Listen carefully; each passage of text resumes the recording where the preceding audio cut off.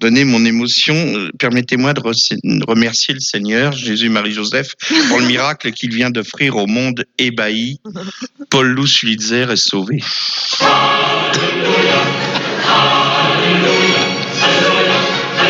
Vous vous souvenez que Paul Lou s'était retrouvé dans le coma à l'hôpital. À la suite, nous avait-on dit, d'une querelle d'amoureux avec Eva, polonaise. Ouais, on va dire ça. Eh bien, cette semaine, Paul Lou, dans VSD, raconte ce qui s'est réellement passé. Alors, évidemment, tout ce que je vais vous dire est authentique. Sinon ça n'aurait pas aucun de sens. Il dit, alors, Paul Lou déclare, nous sommes rentrés d'un dîner assez tard. On a regardé la télévision et j'ai eu une attaque cérébrale. Alors, bon, il devait regarder Bataille effondrée, c'est normal, c'est des trucs... Bon. Donc, écoutez bien la suite. Et alors, je me suis fracassé le crâne d'une façon horrible sur la cuvette des WC. Ah ouais. Mon cerveau est sorti de la plaie. Je vous jure que c'est vrai. Non. Eva tenait mon cerveau entre ses mains. Non. Elle a appelé les secours et ça m'a sauvé la vie. Alors, Non. plusieurs questions je vous jure que c'est vrai. Achetez VSD. Papa. Plusieurs questions se posent. D'abord, on se dit que si son cerveau était tombé dans la cuvette des WC et que l'autre ait tiré la chasse, il y aurait eu une certaine logique compte tenu de ce qu'il a dans le cerveau. Mais bon. Ensuite, on se demande comment Eva, en tenant le cerveau dans la main, a pu composer le numéro des urgences. Est-ce qu'elle a posé le cerveau sur la table, la tablette du thé? Ah merde, je suis sur le calepin. Alors elle l'a repoussé parce que il y a des calepins où il y avait les numéros. Surtout, ils regardent tous les deux la télé au chiottes parce que. Oui. Et où a-t-elle mis le cerveau pendant le transfert à l'hôpital? Dans un Tupperware? On ne sait pas. Enfin. L'essentiel, c'est qu'on ait remis le cerveau en place à Paul Lou et le mérite d'Eva est d'autant plus grand que voilà une dame qui n'avait jamais vu de cerveau, qu'elle n'avait aucune idée de ce à quoi ça peut servir, puis vu qu'elle en est privée. Alors, rassurons-nous, tout va bien. D'autant qu'on nous précise que tous les repas de Paul Lou sont préparés par un ami restaurateur. On voit d'ailleurs, on le voit pris en photo, parce que lui, l'ordinaire de l'hôpital, il le laisse aux pauvres et il se fait livrer ses repas par un copain à lui. Et on apprend en lisant l'article que les deux hommes vont ouvrir le Sulitzer Café. On comprend qu'au moins le trépané fait la promo de son truc et on peut donc considérer que la zone cynisme et âpreté au gain du cerveau est parfaitement intacte. Alors, un mot pour Eva. Ma chérie, si ça se reproduit, tu le laisses dans la cuvette et tu tires la chasse. Alors revenons à la télévision. Bataille et Fontaine, justement, qui ont provoqué tout ce que j'ai dit, c'est authentique. Hein, l'histoire du cerveau qui est sorti, l'autre dans les mains. Il se fout de la gueule du monde. Bien sûr, mais il se fout toujours de la gueule du monde. Alors. Donc j'ai regardé, il y a que la vérité qui compte. C'est que évidemment l'intérêt de cette émission, c'est pas de voir le petit-fils qui vient rendre hommage à sa grand-mère, c'est de voir les blaireaux se prendre des râteaux, etc. Donc il y en a eu deux. Il y a eu un dénommé Rodolphe.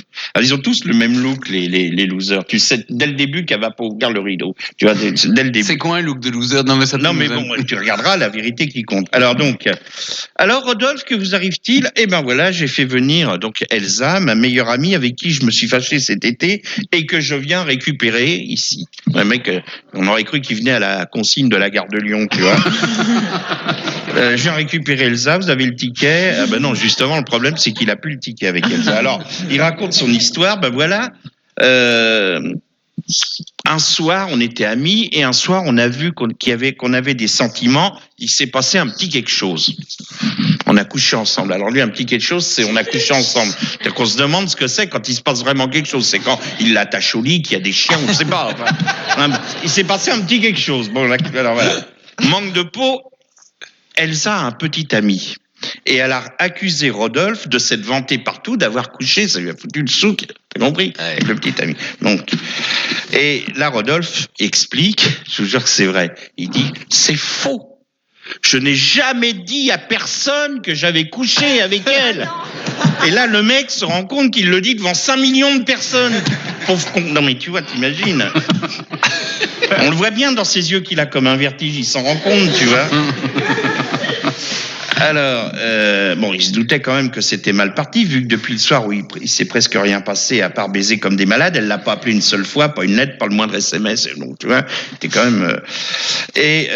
donc, Elsa arrive, et en voyant apparaître l'autre sur l'écran de contrôle, elle prend l'air excédée, elle soupire comme elles font à chaque fois quand elles n'ont pas envie d'ouvrir le rideau. Voilà. Et le gars lui dit d'entrer, je t'ai fait venir à la télévision pour te dire que, contrairement aux rumeurs que tu as pu entendre, je n'ai jamais dit à personne que j'avais couché avec toi. Mais tu sais, les rumeurs, ça va vite. Des cons, on en a vu dans l'émission. Mais alors là, le mec, évidemment, elle a laissé le rideau fermé. Et Rodolphe a dit, elle ferme le rideau, elle se barre. Les deux, Bataille et Fontaine, vont voir le gars, vont essayer de le consoler. Lui dit, oh, c'est rien, au moins on aura essayé. Alors Bataille ajoute, eh oui, qui ne tente rien n'a rien. J'ai cru que l'autre allait dire, en avril, te découvre pas d'un coup. Arrive le deuxième, c'est Vincent qui déclare, Marie-Pierre, c'est la femme de ma vie, je ne peux pas vivre sans elle, je suis venu lui demander une dernière chance, même si on a eu des petits différends. Alors, généralement, dans les petits différends, ça veut dire qu'il est rentré bourré, qu'il lui a, enfin, on devine, vu l'état de la fille quand elle... Alors, vous avez une jolie voix, elle dit, oui, c'est normal, je fais du karaoké. Bon, déjà... Là, le visage du mec apparaît sur l'écran de contrôle, elle pousse un cri de terreur, carrément, tu vois. Et après, elle a une espèce de rire nerveuse, saccadé. Enfin, on était complètement... Enfin, voilà. Évidemment, Fontaine, avant que vous donniez votre réponse, laissons passer une page de publicité. Donc, voilà. Elle dit, je laisse le rideau fermé. Et là, le public l'a eu. Et Fontaine qui lui dit, ah, qu'est-ce que vous voulez, ce sont des romantiques, ils auraient bien aimé que, tu vois, et les mecs plein de haine, etc. Et le type, Vincent, il roule le rideau, bravo pour votre courage et tout, le type est parti en titubant, quoi, comme dirait Brel, il avait 1000 ans, quoi, enfin voilà. À part ça, j'ai vu le Capitaine Flageolet sur TF1, un type qui est venu sur Terre persuadé que Dieu l'a emmené pour faire... Non, incroyable mais vrai. C'est un Anglais, il a changé son nom officiellement, il s'appelle Captain, je sais plus quoi, c'est Capitaine Flageolet. Bon, et parce qu'il est persuadé que sa mission sur Terre, c'est de faire la promotion des haricots et à la tomate. Et alors, il se balade dans une baignoire pleine de trucs à la tomate, il un barré, quoi. Et donc, évidemment, il pète sans arrêt, le mec. Donc, il arrive, il a un truc de super-héros, comme Superman, et il y a écrit Captain Flageolet, puis dans la rue, il arrive. Donc, il paraît que ça fait beaucoup rire les enfants en Angleterre. Et lui, donc, j'ai vu, vous voyez, c'est des choses quand même... Tu comprends que l'autre ait eu une attaque cérébrale. Et j'ai vu hier une émission hallucinante sur de Télé Monte Carlo. Ça ressemble à C'est mon choix, vous savez, c'est Ça va se savoir. Vous vous souvenez, j'en ai déjà parlé, espèce de copie du Jerry Springer Show. Donc, avec le même public idiot que C'est mon choix qui acclame ou qui hue, ce public qui fait peur. Ce sont des comédiens, on est bien d'accord. Ce sont des comédiens. Attends, laisse-moi finir, je me nique pas ma chute, s'il te plaît. Et mais avec le public donc qui est manichéen, qui hue, etc. Enfin voilà. Et ce public que Evelyne Thomas elle aime tant. Maintenant, quand elle en parle, j'aime mon public, elle leur fait des bisous et tout, vraiment. Bon, bref. Bon, on va peut-être passer à autre chose. Hein? Non, mais c'est. Non, mais là. Oui, elle dit, il faut pas croire qu'il est bête, mon public, Evelyne Thomas. Pas du tout. Non. Il adore juste des sujets comme je rase plus mes poils sur les jambes ou j'ai relooké ma grand-mère en gothique. L'autre jour, j'ai vu ça. T'as raison, public. Donc, je disais les mêmes publics, les mêmes sièges face au public, comme un tribunal, et un animateur qui ressemble à un vendeur de voitures maquillées, un type pour qui l'expression l'œil torve a été inventée. Alors, hier, l'émission se passait en Belgique, arrive une dame qui explique qu'elle vit seule avec son fils de 15 ans et qu'elle en a assez de voir sa jeune voisine, Mathilde, se promener nue dans le jardin. Alors que son fils est censé travailler, faire ses études, l'autre il sort tous les quarts d'heure. Alors la fréquence, tu t'imagines, il sort, il regarde à travers il y a un trou dans la haie, et bien hop, il remonte, on ne sait pas ce qu'il va faire derrière, et il redescend un quart d'heure après. Alors à dire, bah oui, tous ces allers-retours, ça perturbe ses études. Alors bon. Donc elle dit, à un moment, elle dit, vous comprenez, elle passe son temps à se balader enfin, excusez l'expression, mais il y en a pas d'autres, à se balader toute nue. Il y a des endroits pour se balader nu. Et là, avec les beaux jours qui viennent d'arriver, alors là, je me dis, tiens, ou alors ils ont un retard de diffusion, enfin il y a quelque chose.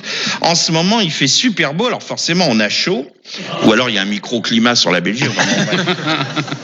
Enfin bref, toujours est-il que le public se met à scander Mathilde, et que Mathilde est revenue. Voilà, elle arrive, elle s'assoit, et elle dit...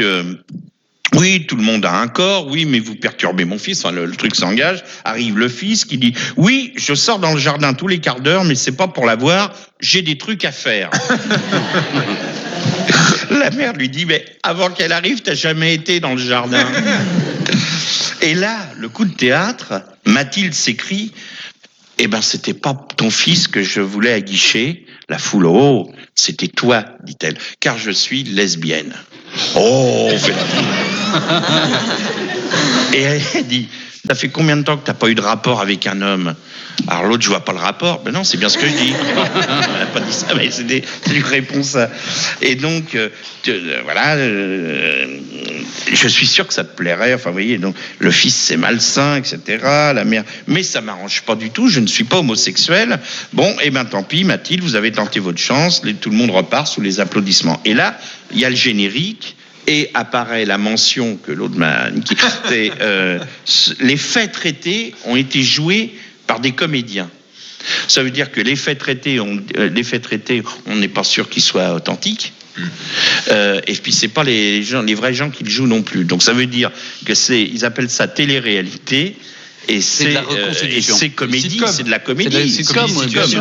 Alors, même chose pour le Bachelor, on sait bien, bon, on en parlera lundi du Bachelor. Oui, parce qu'on n'a plus le temps, là. Vous voulez juste une petite...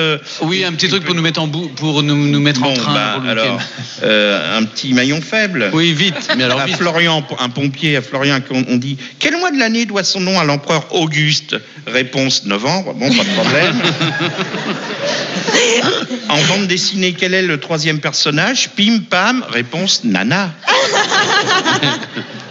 C'est bon? Dans les albums de Tintin, quel savant barbichu utilise souvent un pendule? Réponse du mec, perlimpinpin. Ah, c'est de plus en plus... Le niveau s'améliore. Oui, là, hein. Alors, Attends, là, je voudrais finir avec les victoires de la musique. Compléter l'expression avec un nom d'oiseau. On dit bailler haut. Corneille. Le mec dit moineau, évidemment.